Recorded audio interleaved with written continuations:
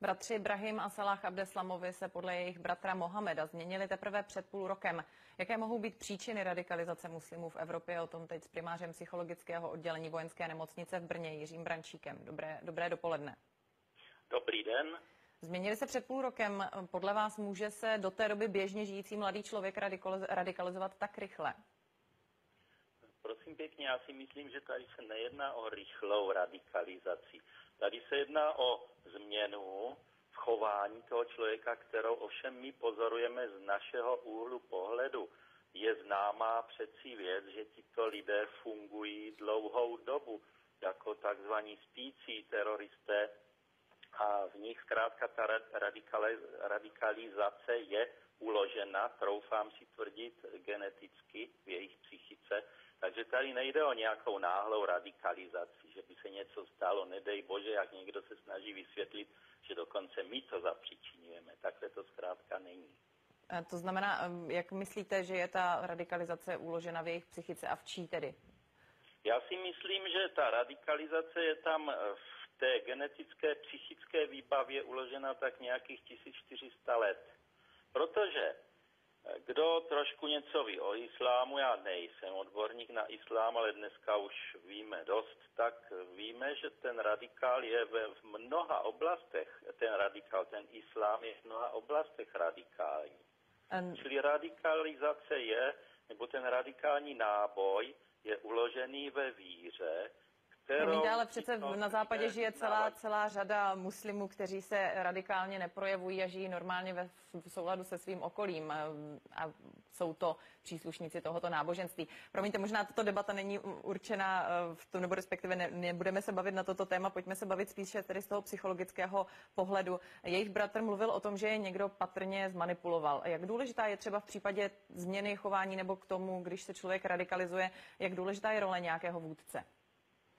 Dobře, prosím vás, nebavme se tedy, když nechcete tímto směrem, ale role vůdce. Běžný člověk, myslím tím člověk, který žije jaksi konzistentně v našich podmínkách, má nějaký vývoj, má nějaký postoj, tak se zradikalizuje rychle v případě například, když vidí, že je ohrožena jeho země nebo jeho rodina. A to se zradikalizuje velmi rychle. Jinak, pokud někdo začne postupně zastávat nějaké radikálnější názory, tak je to proto, že má životní zkušenost, že má nějaké informace, nějakým způsobem je vyhodnocuje a potom zastává nebo potom si vytvoří nějaký postoj, který může být nazvaný radikální.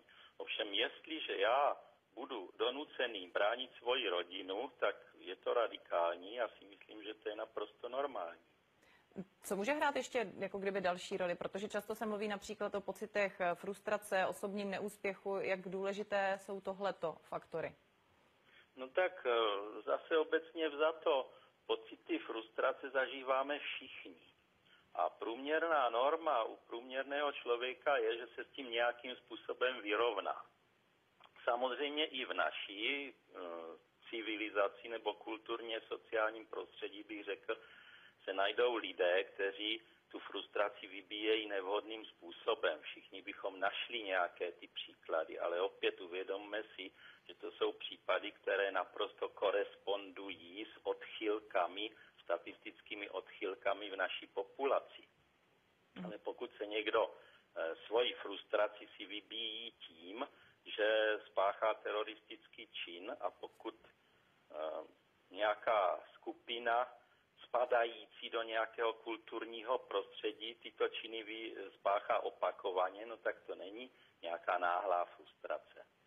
Dá se právě popsat, čím si třeba člověk, který k takovým krokům přistoupí, čím si to zdůvodňuje, čím si to omlouvá, že zaměří svoji pozornost, nebo respektive, že se cítí oprávněn brát něčí životy a páchat takovou tu formu násilí? Ano, tady opět, ale prosím, musíme se dotknout toho islámu.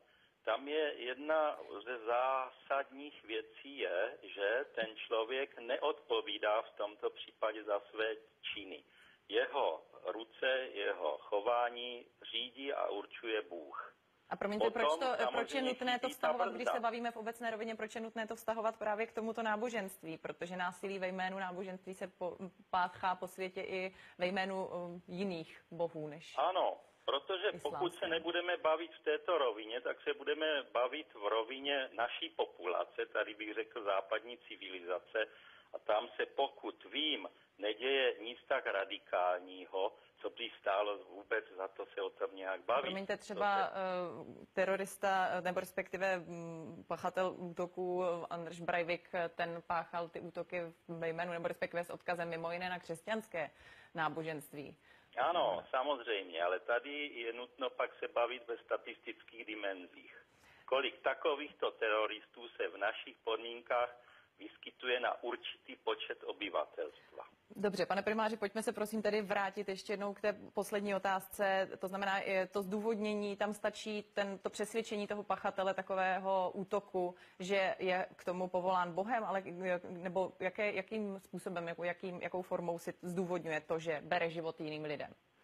Když se vrátím tedy k pachatelům opravdu těm ojedinělým, kteří se také vyskytují v našich podmínkách, a to nemusí být, jsou to všelijací třeba i takoví ti takzvaně šílení střelci a tak dále, tak tam samozřejmě opět záleží na tom, buď je to jeho silná povahová porucha, říká se tomu porucha osobností, kdy ten člověk je přesvědčen o něčem, že koná správně v tom a v tom smyslu, anebo se výjimečně jedná o psychotické onemocnění, čili vážnou psychickou chorobu, kdy ten člověk může jednat na základě nějakých hlasů, příkazů a tak dále, ale všichni víme, že toto jsou záležitosti v naší společnosti velmi okrajové.